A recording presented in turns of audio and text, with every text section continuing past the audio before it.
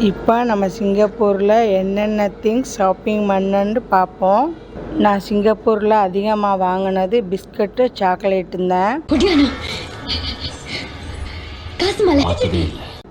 Butter cookies biscuit டின்னு ஒன்று வாங்கினேன். நியூட்டெல்லா cream வச்ச சாக்லேட் பாக்கெட் ஒன்று வாங்கினேன். அடுத்து ஃபெரோரோசரில் பெரிய பாக்ஸ் ஒன்று வாங்கினேன். அடுத்து டோப்லர் சாக்லேட் பாக்கெட் ஒன்று வாங்கினேன். அதுக்கடுத்து போர்போன் பிஸ்கட் பாக்கெட் ஒன்று வாங்கினேன். அதுக்கடுத்து இன்னொரு ஃப்ளேவரில் ட்ரஃபிள்ஸில் சின்ன பாக்கெட் வாங்கினேன். அதுக்கடுத்து டைரி மில்கில் ட்ரீம்ங்கிற ஒயிட் சாக்லேட் வாங்கினேன். இது யூஎஸ்ஏயில் அதிகமாக கிடைக்கிற சாக்லேட்டு. இந்த சாக்லேட் மலேசியாவில் இல்லை. சிங்கப்பூர் தீம் வச்ச 2 கீ செயின் வாங்கினேன்.